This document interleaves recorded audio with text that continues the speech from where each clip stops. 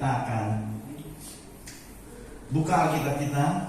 Bapak Ibu, mari kita buka di dalam Kisah Para Rasul pasal yang kedua, ayat 1 sampai dengan 47. Sekali lagi, Kisah Rasul 2 ayat 41 sampai dengan 47. Kita akan membacanya secara bergantian. Mari kita bangkit berdiri. Saya ayat 41, Bapak Ibu 42 dan seterusnya. Baik, saya baca ayat yang ke-41. Judul yang diberikan oleh Lembaga Alkitab Indonesia adalah Cara Hidup Jemaat yang Pertama. 41. Orang-orang yang menerima perkataan itu memberi diri dibaptis, dan pada hari itu jumlah mereka bertambah kira-kira 3.000 jiwa. Mereka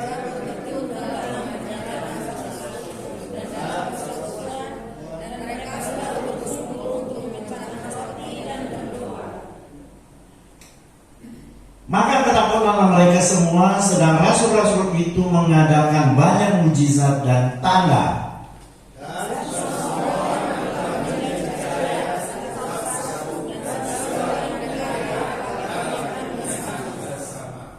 Dan selalu ada dari mereka yang menjual harta miliknya, lalu membagi-bagikannya kepada semua orang sesuai dengan keperluan masing-masing.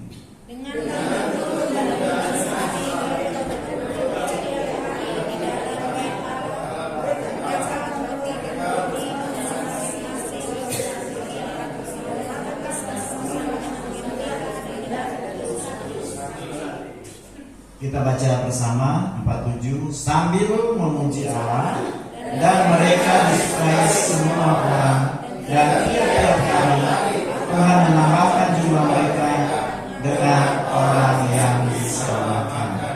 Puji Tuhan. Silakan duduk Bapak Ibu.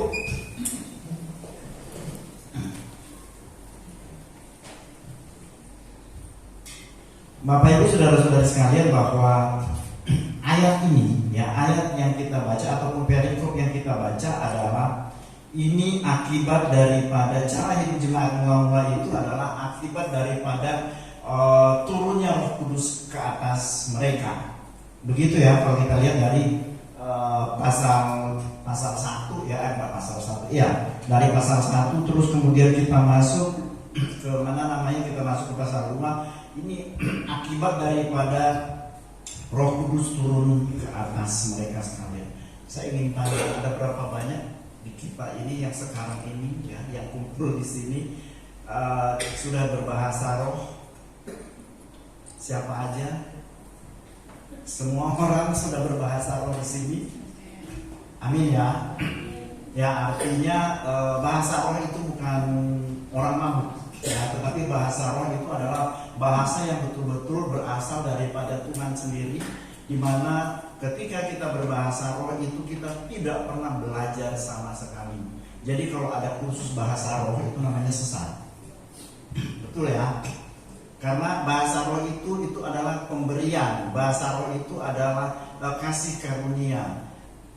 Bahasa roh pun juga itu adalah karunia yang Tuhan berikan kepada setiap orang yang rindu untuk mendapatkannya. Walaupun sampai hari ini bahasa roh itu banyak ditentang. Nah, Bapak Ibu, ketika pertama kali, artinya gini, cara hidup jemaat mula-mula, tema yang tadi itu adalah, ini adalah gereja mula-mula ataupun gereja pertama kali ketika dia lahir. Artinya gereja pertama kali lahir itu ada di Yerusalem. Sekali lagi, gereja mula-mula, gereja pada awalnya itu lahir daripada peristiwa ini. Jadi setelah Yesus naik ke surga, terus kemudian murid-muridnya disuruh tunggu ya, disuruh tunggu selama 10 hari ketika Yesus naik ke surga. Maka pada hari ke-10 ataupun hari ke-50, maka Roh Kudus turun, dan disinilah kebangkitan gereja.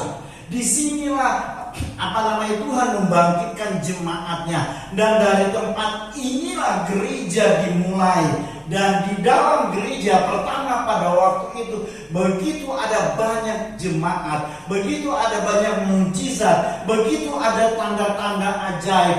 Dan Bapak Ibu Saudara-saudara sekalian, bahwa ketika terjadi mujizat, ketika terjadi tanda-tanda ajaib, buat kita, buat anak-anak Tuhan, itu adalah hal yang biasa. Sebab mujizat setiap hari terjadi kepada anak-anak Tuhan. Yang anak-anak Tuhan yang tidak pernah mengalami mujizat itu dipertanyakan.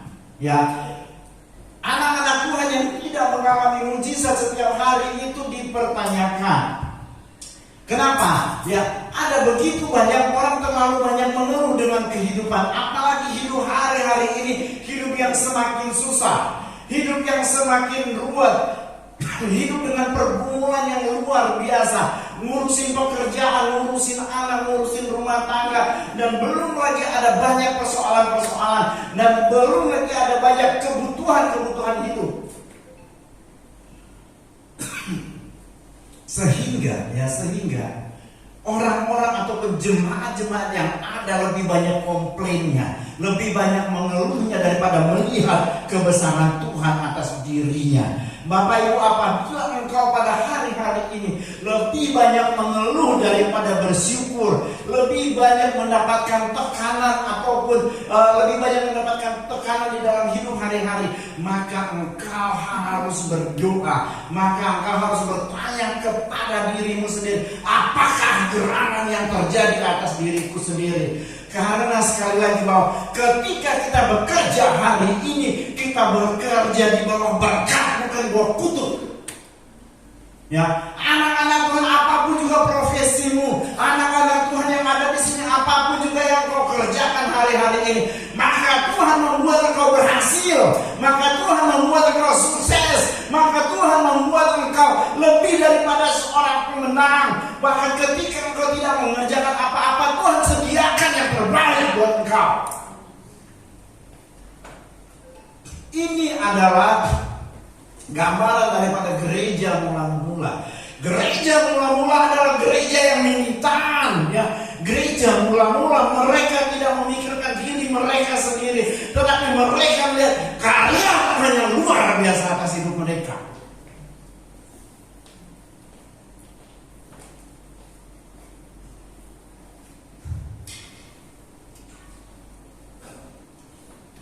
Saya ingin bilang, ketika Roh Kudus turun ke atas kita sekalian, maka yang ada adalah ucapan syukur. Betul? Banyak kita, ya. Sekarang yang lagi ngetop di TV itu apa sih? Sinetron apa sih ya? RCTI biasanya. Yang banyak sinetron, ada RCTI. Sinetron yang lagi ngetop hari ini apa? Hah? Halo? Hah? Apa itu? Apa? Nggak kedengeran. Bapak Ibu, ya, ini sekedar joke aja. Ya, ada berapa banyak ibu-ibu, ya, tapi bukan di sini. Ada berapa banyak ibu-ibu kalau seandainya sudah sinetron? Apa sih dulu mami, ya, mama saya itu yang ada anak apa namanya, yang langit, apa sih namanya judul apa, anak langit, ya, anak langit. Wah, mantap Pak, suka nonton ya Pak, ya. Dulu mama saya itu suka banget nonton barang itu dia, ya, sinetron itu. Tahu nggak, setengah jam sebelum sinetron itu mulai dia udah nongkrong di TV, depan TV, dia tungguin. Terus kemudian kalau seandainya ada cucunya ganti channel, dia marah-marah sama cucunya. Jangan, Oma mau nonton dulu. Kamu kalau seandainya ini kamu apa namanya, pakai handphone kamu aja, atau nggak kamu jangan ganggu Oma lagi, Oma lagi pengen nonton ini, dan seterusnya. Itu mama saya kalau lagi mau nonton Anak Langit, kok nggak salah, ya. Nah, sama seperti kita harusnya ketika kita mendengarkan firman Tuhan, bodoh amat, jangan mau digangguin sama yang lain-lain. Karena ada kalanya, mohon maaf jemaat, tapi sekali lagi jemaat di sini nggak ada.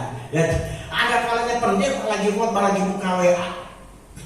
Ya, ketika pendeta lagi khotbah di depan buka Facebook, terus juga jawab, terus hihihi, dan seterusnya.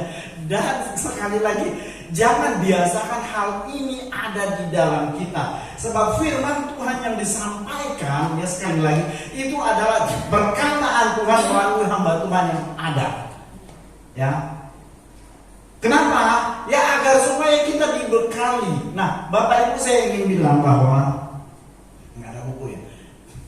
Alkitab kita ya, Alkitab yang kita pegang ya, Alkitab yang kita pegang selama 1962 ya sampai 2012, kurang lebih 50 tahun, Alkitab itu terjual kurang lebih 3.900.000 eksemplar.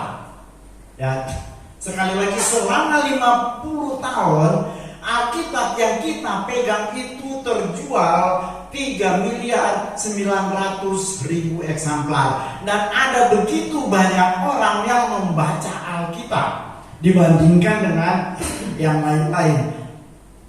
Bahkan kemudian yang kedua, kalau nggak salah itu buku daripada Mao Zedong ya, tokoh reformasi atau revolusi daripada China. Terus kemudian ada Harry Potter. Artinya apa? Alkitab yang kita pegang sampai hari ini itu adalah kebenaran yang hakiki. Buktinya apa? Karena sampai hari ini Alkitab yang kita pegang itu sampai hari ini masih bestseller, masih buku bacaan terlaris. Dan karena apa? Mengapa menjadi buku bacaan terlaris? Karena di dalamnya ada kebenaran-kebenaran yang disampaikan buat kita, kebenaran yang merupakan anutan, yang merupakan pedoman di dalam hidup kita. Itu adalah Alkitab. Pertanyaan saya, ada berapa banyak orang di sini yang sudah baca Alkitab dari Kejadian pasal pertama sampai Wahyu pasal yang ke 22. Wahyu pasal berapa? 21, 22 atau 23? Pertanyaan saya sekali aja, ada yang pernah baca nggak? Baru selesai, mantap, awal gem. Artinya apa? Seperti yang saya bilang tadi, ini khusus bukan ibu-ibu di sini loh ya. Sama kayak mama saya, itu kalau udah nonton Anak Langit, itu ditongkrongin ya dari awal sampai akhir. Itu sinetron loh.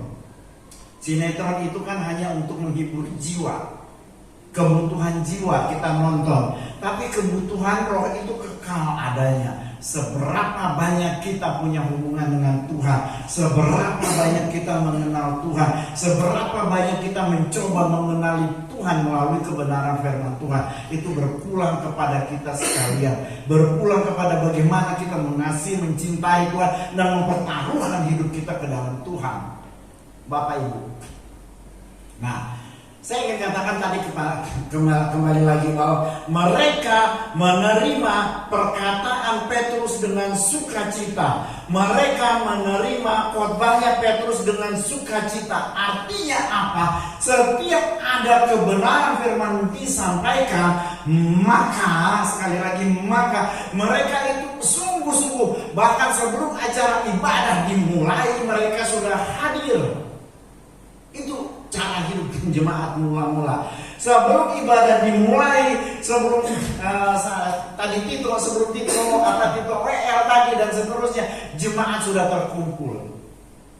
Itulah sebabnya Bapak Ibu, penting buat kita punya gairah ya, punya gairah di dalam kita mempertaruhkan hidup kita ke dalam tangan Tuhan. Sebab hari-hari yang kita jalani sekarang ini, hari-hari yang kita lewati hari-hari ini bukan semakin baik. Dunia menuju kepada kehancurannya, tetapi anak-anak Tuhan menuju kepada kekekalan. Amin. Sekali lagi saya ingin bilang, dunia menuju kepada kehancuran, tetapi anak-anak Tuhan menuju kepada hidup yang lebih baik, hidup yang kekal bersama-sama dengan Kristus. Ini penting ya, destiny kita kita ataupun tujuan kita harus ngerti. Sebab kalau seandainya kita datang ke gereja hanya datang memenuhi panggilan kita sebagai orang Kristen, ibadah itu hanya merupakan sebuah kewajiban. Bapak Ibu hanya menjalankan, tidak ubahnya seperti orang Farisi. Sekali lagi saya ingin bilang adalah kalau kita beribadah hanya sekedar melaksanakan kewajiban kita sebagai orang Kristen, tak ubahnya kita seperti orang Farisi. Datang ke gereja bukan kewajiban. Setuju gak? Yang setuju kenapa? Datang ke gereja, kita orang Kristen, KTP kita Kristen. Datang ke gereja bukan kewajiban. Setuju? Alasannya apa? Bukan kewajiban. Halo? Betul, datang ke gereja bukan kewajiban, tetapi kebutuhan. Betul gak? Kebutuhan sebagaimana kita butuh makan, kebutuhan sebagaimana kita butuh minum, dan seterusnya. Ya, nanti kita jelasin ya. Nanti kita coba angkat, kita explore hal-hal yang lain. Jadi artinya apa? Disinilah ya keberadaan daripada jemaat mula-mula, gereja mula-mula. Kenapa gereja mula-mula itu berkembang yang luar biasa di tengah aniaya? Karena mereka antusias mendengarkan kebenaran firman Tuhan. Tapi mereka bukan hanya sekedar antusias, mereka bukan hanya sekedar bergembira, bersukacita dengan kabar yang disampaikan oleh para rasul pada waktu itu, tetapi mereka menjadi pelaku firman. Sekali lagi bahwa ketika Roh Kudus turun atas mereka, mereka bergembira dan mereka antusias dengan sesama. Ya, mereka memperhatikan satu dengan yang lainnya. Nanti kita buka di ayat-ayat selanjutnya. Nah, Bapak Ibu saudara-saudari sekalian, bahwa yang perlu digarisbawahi adalah ketika kita menerima karunia Roh Kudus, atau siapa yang di sini saya hanya ingin tanya, Anda yang punya karunia penglihatan? Ada. Anda yang punya karunia untuk menerjemahkan bahasa roh? Ada, dan lain sebagainya. Artinya karunia-karunia ini butuh ditumbuhkan di dalam gereja. Tapi sekali lagi, ketika engkau punya karunia ini tujuannya adalah untuk membangun jemaat. Betul? Karunia-karunia yang kita punya untuk membangun jemaat, ya, untuk menguatkan jemaat, bukan untuk saling silang. Kenapa? Ada berapa banyak orang yang punya karunia roh, yang katanya punya penglihatan, yang katanya punya marifat, dan seterusnya. Akhirnya penglihatannya atau nubuatannya ngawur. Kalau nubuatannya udah ngawur, Bapak Ibu, awas, hati-hati ya. Itu halusinasi orang tersebut. Saya percaya enggak ada di sini ya. Jangan sampai halusinasi kita yang main. Gara-gara, artinya gini, gara-gara saya ada sedikit kurang serak sama si A atau si B, terus kemudian di dalam satu komunitas, di dalam satu ibadah, maka kita muncul dengan kata-kata marifat, haleluya, bla bla bla bla bla bla bla bla bla. Tuhan berbicara bahwa kamu harusnya begini begitu dan seterusnya, dengan hal-hal yang negatif. Awas, hati-hati dengan hal yang seperti ini. Awas, sekali lagi, awas, hati-hati di dalam menggunakan karunia. Karunia itu sifatnya untuk membangun. Ya, ketika Roh Kudus turun atas kita, tujuannya adalah agar supaya jemaat menjadi kuat, agar supaya jemaat bisa teguh di dalam Tuhan, agar supaya jemaat boleh ikut Tuhan dengan radikal, dengan militan. Tapi militannya bukan militan yang tidak berpengetahuan. Ada berapa banyak orang ketika menerima karunia Roh Kudus yang ada adalah orang-orang yang di atas mimbar itu jadi sasaran tembak. Itu bukan dari Tuhan. Iya enggak? Ada berapa banyak orang yang ketika menerima karunia Roh Kudus ataupun ketika dia berbahasa roh, kemudian ya ini pengalamannya. Jadi pengalaman-pengalaman yang ada di dalam jemaat. Bapak Ibu, ini cuma cerita, ya. Ini cuma cerita. Ada orang yang mengandalkan Roh Kudus, ya. Setiap kali mau ngapain tanya Tuhan, tanya Roh Kudus. Itu betul. Sekali lagi saya ingin bilang, untuk bertanya kepada Tuhan, untuk bertanya kepada Roh Kudus itu betul. Itu nggak ada yang salah. Satu ketika, ya.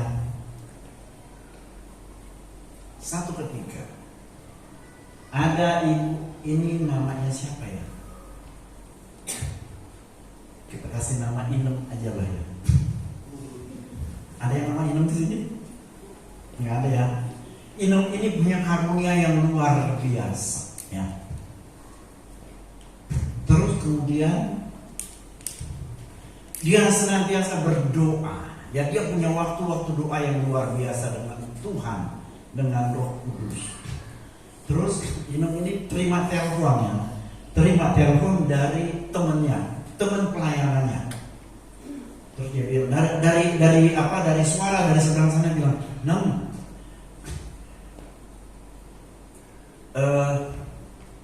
kita makan yuk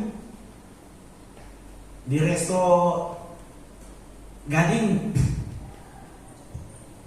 Nah, Inem ini karena banyak berhubungan dengan Roh Kudus katanya, karena banyak berdoa. Jawabannya Inem, "Tunggu dulu ya, aku tanya Tuhan dulu ya.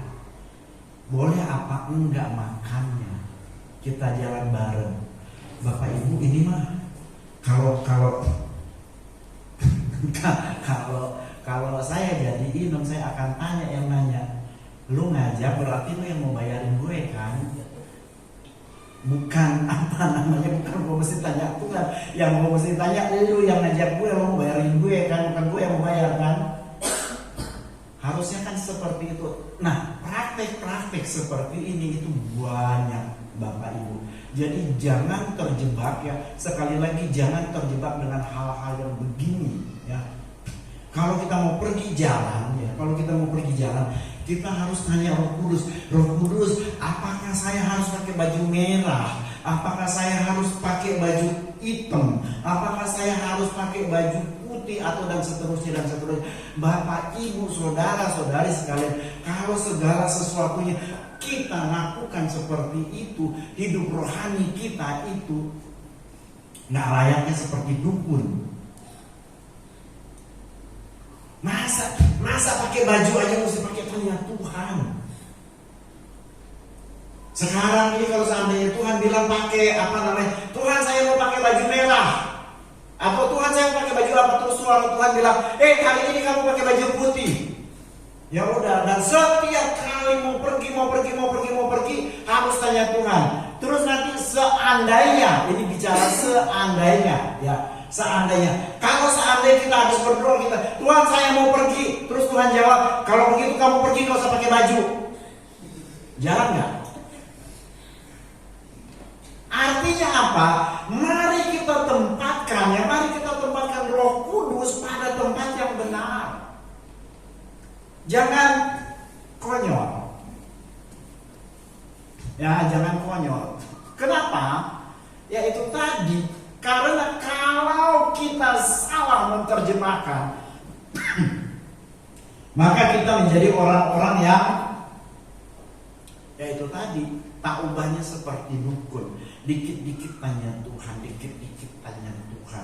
Terus kalau seandainya pendeta yang dia nggak suka, ya kalau seandainya pendeta ada, umpamanya saya lagi khotbah di sini, Anda dari antara jemaat umpamanya yang banyak berdoa, banyak mengandalkan Tuhan dan seterusnya, terus kemudian dia nggak suka saya, dia akan coba ngomong, ih Pak Pendeta itu khotbahnya nggak dari Tuhan. Nah kalau khotbahnya nggak dari Tuhan, dari siapa dong? Dari hantu. Ini seringkali terjadi Bapak Ibu. Jadi praktek-praktek kita ketika kita bahasa Indonesia menerapkannya. Ketika kita menerapkan karunia Roh Kudus, kita nggak konyol seperti itu. It's okay kita tanya Tuhan, baik itu adanya. Tetapi sekali lagi, setiap jawaban, setiap pertanyaan-pertanyaan kita harusnya sepadan, harusnya seimbang, harusnya sesuai dengan apa yang Alkitab tulis, apa yang firman Tuhan tulis, bukan atas dasar halusinasi kita terlebih dahulu. Nah, Bapak Ibu, saya ingin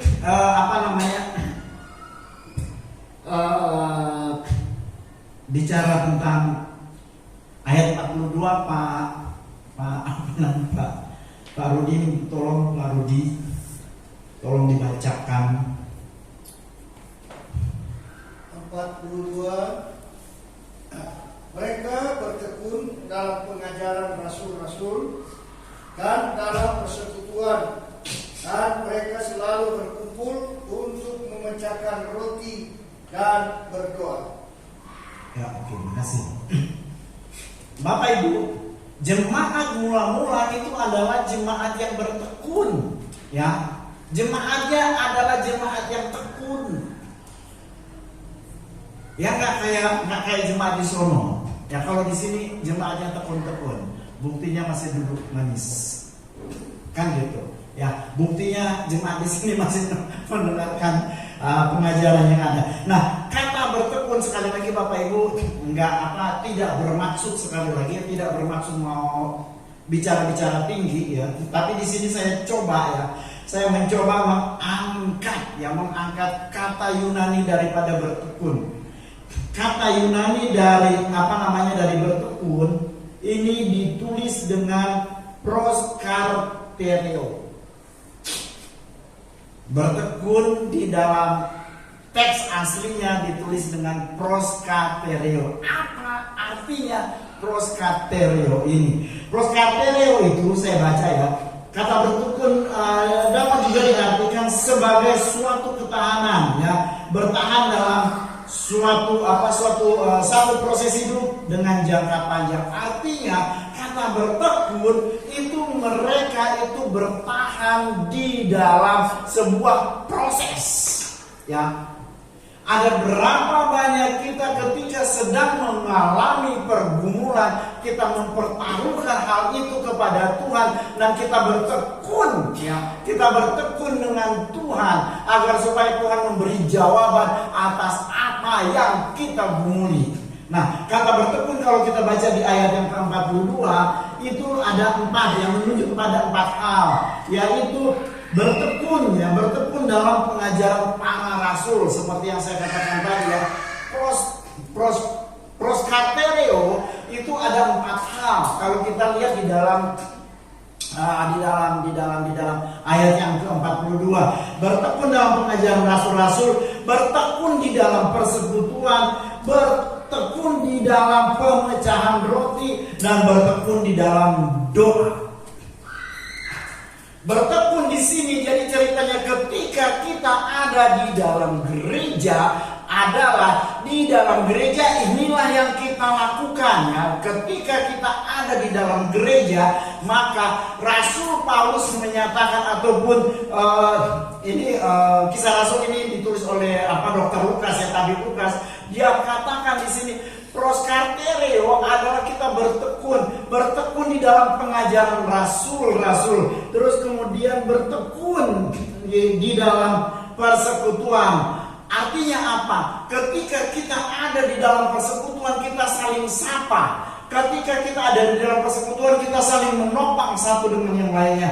Dan dalam pemecahan roti, artinya apa? Di dalam kita bertekun, kita fokus kepada Tuhan. Artinya kan bertekun ya punya perhatian penuh. Bertekun adalah memiliki perhatian yang penuh. Perhatian penuh kepada siapa? Tentunya perhatian penuh kepada Tuhan melalui rasul-rasulnya.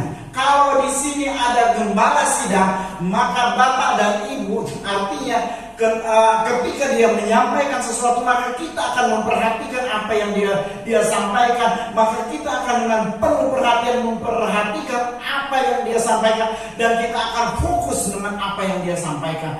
Kenapa? Karena pentingnya di dalam jemaat untuk fokus dengan apa yang disampaikan oleh gembala. Gembala di sini Ibu Cin Aprilina, gembalanya Evata, Ibu Dece. Artinya ketika mereka sampaikan, mereka juga itu Bapak Ibu nggak serta-merta pengen jadi gembala sidang, Bapak Ibu sekalian. Ketika mereka jadi gembala sidang itu karena Tuhan yang pilih.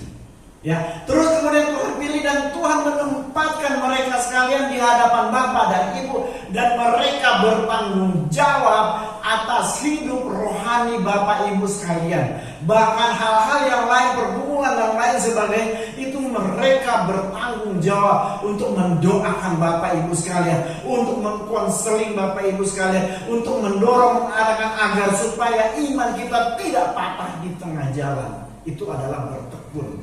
Artinya apa? Ketika kita bertekun, ya sama seperti pekerjaan kita ya. Ketika kita dikasih tanggung jawab, ya maka kita akan tekuni tanggung jawab. Apalagi ya kalau seandainya kita di dalam sebuah kantor, ketika kita tanggung jawab, bertekun di dalam tanggung jawab kita, maka engkau akan dipromosikan. Ada berapa banyak orang sekarang ini yang sedang bekerja, ya di kantor atau dimanapun juga, ya. Ada berapa banyak ketika engkau bertekun, apalagi bertekun di dalam doa, apalagi bertekun dengan Roh Kudus, apalagi engkau bertekun dengan Tuhan, maka saya sampaikan pada hari, maka dalam waktu dekat ini engkau akan dipromosikan. Ya, saya katakan bahwa kalaupun juga engkau adalah seorang pedagang, kalaupun engkau adalah seorang pebisnis, atau engkau adalah seorang pelajar mahasiswa, engkau yang bekerja dimanapun juga, ketika engkau mendengarkan suara ini, ketika engkau mendengarkan pesan hari ini, maka ketika engkau bertekun di dalam Tuhan dan engkau bertanggung jawab dengan apa yang Tuhan percayakan kepada engkau, maka promosi segera datang. Siap untuk dipromosikan? Ya, siap untuk dipromosikan? Saya percaya hal tersebut. Ini adalah kesaksian.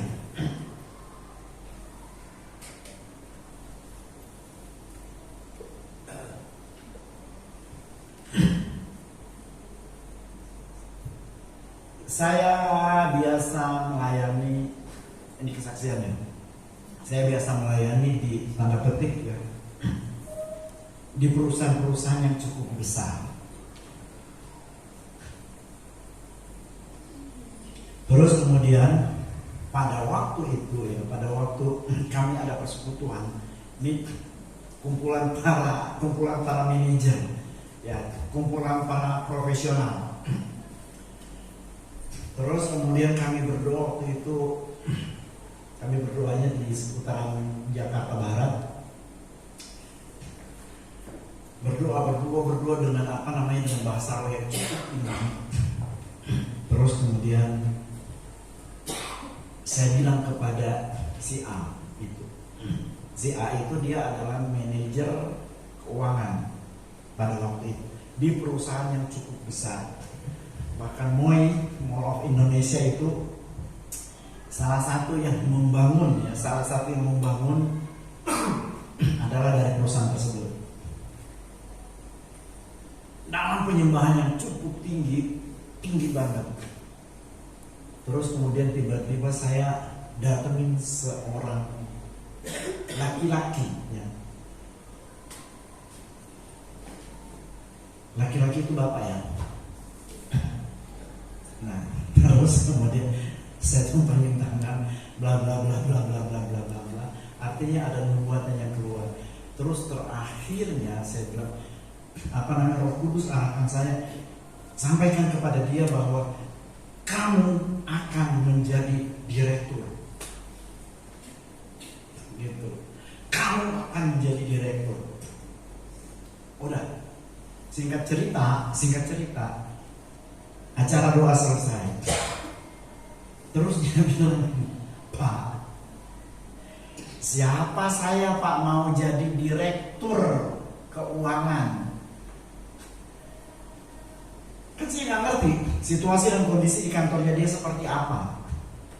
Bapak tahu nggak kondisi di kantor saya? Itu orang cari mukanya luar biasa, ya cari muka ke bosnya luar biasa, agar supaya dapat perhatian dari bos. Saya cuma bilang gini, kamu pegang ini dan imani hal tersebut. Dia bilang, Pak, apa iya bisa terjadi hal yang seperti itu? Saya bilang, imani maka kamu akan jadi. Intinya dia ragu-ragu dengan hal tersebut karena dia kondisi dia dalam perusahaan itu, ya itu tadi, yang namanya perusahaan kan saling cari muka. Maka dari itu kita yang pada punya muka jangan pada cari muka, bahaya. Ya, kita yang pada punya muka nggak usah cari muka. Terus kemudian sebulan berlalu, 2 bulan berlalu, dan kami hampir setiap minggu ketemu ya, karena itu kan persekutuan ya. Dan pas kebetulan persekutuan tersebut yang membina persekutuan tersebut saya dengan istri. Nah ini istri saya namanya Grace, perempuan paling cantik di muka bumi. Nah seperti itu ya. Seminggu kemudian ketemu, sebulan kemudian ketemu, 2 bulan kemudian ketemu. Kan ceritanya juga kan saya ngeri-ngeri sedap juga ini. Saya membuatin udah sebulan, 2 bulan, 3 bulan nggak kejadian, 4 bulan, 6 bulan nggak kejadian. Wow gitu loh.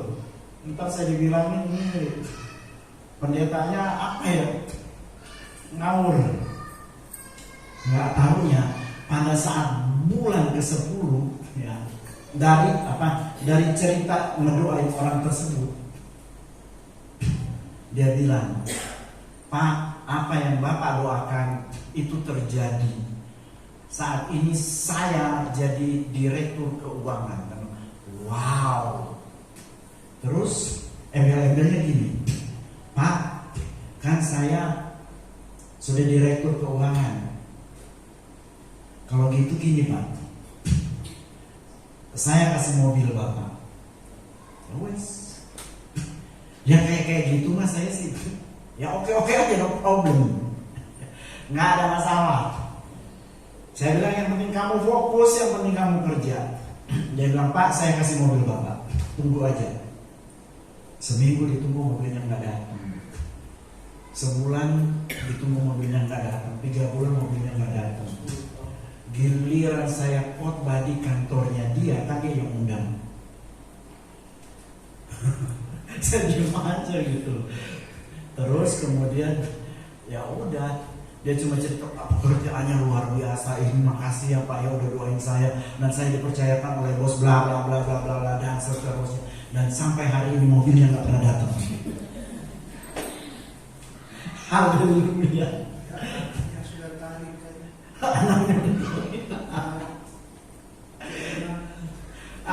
Artinya awas, hati-hati Bapak Ibu kalau janji sama hamba Tuhan ya, awas hati-hati.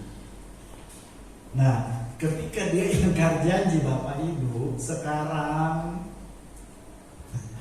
ya hidupnya tidak lebih baik daripada jabatannya dia yang sebagai direktur. Sekali lagi, awas jangan sembarangan mengucapkan janji kepada hamba Tuhan, Karena hamba Tuhan itu adalah ya perwakilannya Tuhan sendiri di atas muka bumi ini. Kalau Anda berjanji kepada hamba Tuhan, berarti Anda janji kepada Tuhan. Dan kalau janji itu tidak dipenuhi, awas. Ya bukan berhadapan dengan hamba Tuhan itu biasa-biasa aja, nggak ada masalah. Tetapi ya ketika Tuhan turun tangan, jujur aja orangnya mau makan aja sekarang susah. Dari direktur keuangan, kan repot. Nah, saya mau lanjutkan ya bahwa artinya ketika kita berbicara tentang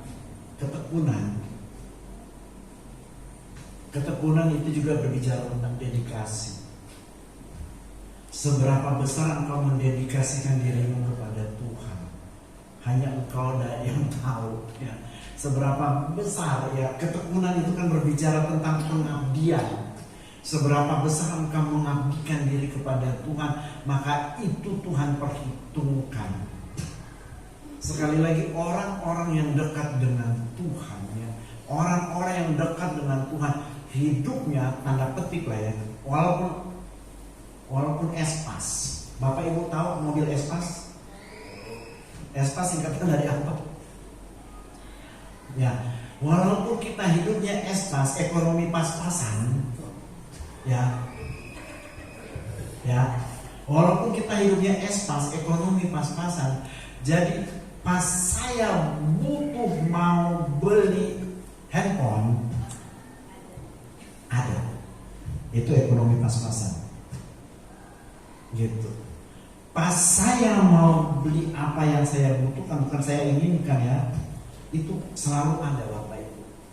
Kenapa seperti itu? Karena ya Tuhan menyediakan, Tuhan itu Jehovah Jireh. Sekali lagi Dia menyediakan apa yang kita butuhkan, bukan apa yang kita inginkan. Tetapi ketika Tuhan memberikan kita berkelebihan, maka ada satu tanggung jawab yang Tuhan inginkan daripada kita, agar supaya apa yang kita punya, mari kita berbagi. Nanti kita lihat ayat selanjutnya. Jadi seperti itu. Nah, Bapak Ibu Saudara-saudari sekalian, bahwa di dalam ayat 42 itu juga ya, kata persekutuan itu ditulis dengan koinonia. Ya. Koinonia. Saya terusin aja ya. Kata koinonia itu adalah persekutuan. Betul ya.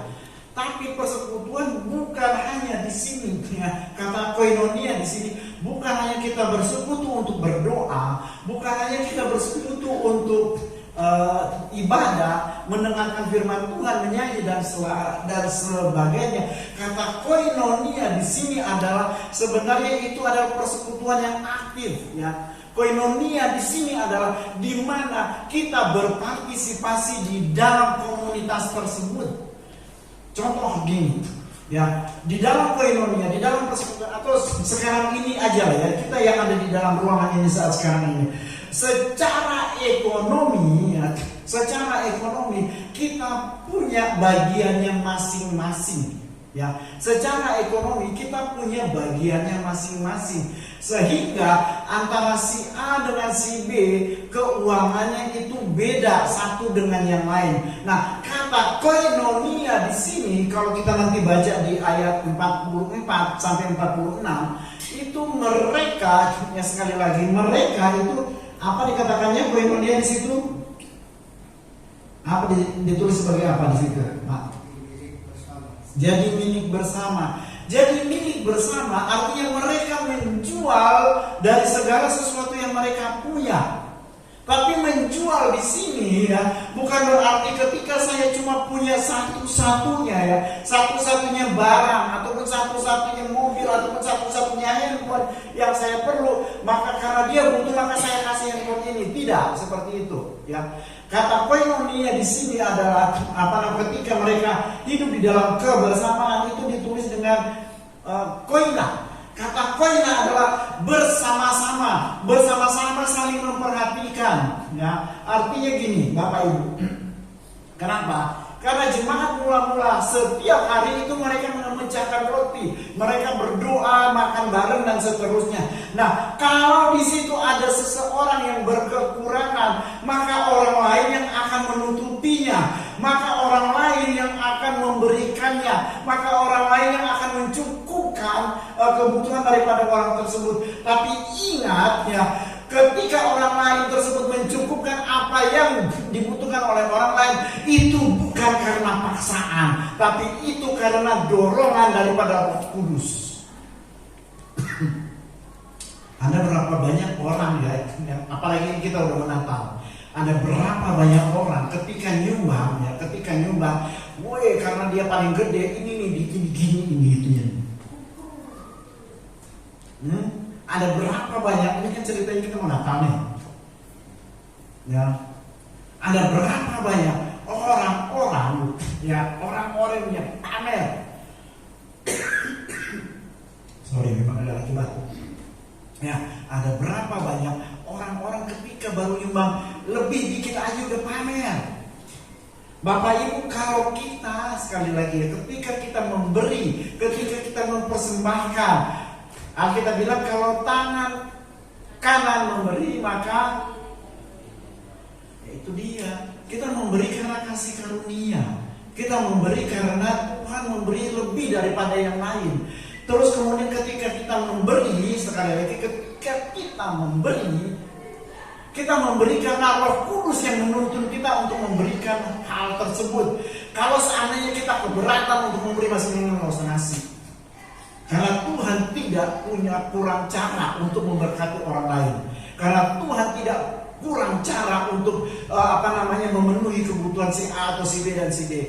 Kalau seandainya kita melakukan memberi itu dengan terpaksa, lebih baik nggak usah. Kenapa? Karena Tuhan itu ya tidak miskin untuk memberkati kita. Sekali dia memberkati kita, ntar kita yang gempor.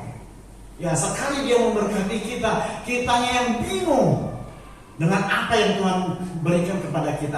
Itulah sebabnya Bapak Ibu, sekalipun ekonomi kita pas-pasan, es-pas, tapi ketika saya mau beli beras, duitnya ada. Ketika saya mau beli gula, duitnya ada. Ketika saya mau bayar uang sekolahnya ada. Ketika saya mau bayar kontrakannya ada. Jadi seperti itu dan lain sebagainya. Dan sekali lagi, ketika saya mimpi mau ke Yerusalem, Tuhan siapkan duitnya. Amin. Bapak Ibu, cara hidup berbagi ya bukan karena paksaan, tetapi karena kuasa Roh Kudus yang ada di dalam kita. Karena kita dipenuhi oleh Roh Kudus, maka kita memberi dengan sukacita. Amin. Itulah sebabnya ayat yang ke-47 dia katakan mereka disukai oleh banyak orang. Mereka disukai oleh banyak orang. Hidup kita dimanapun juga kita berada, harusnya kita berdampak. Disukai oleh semua orang karena Roh Kudus ada di dalam kita. Nama Tuhan Yesus ditinggikan. Baik pemusik.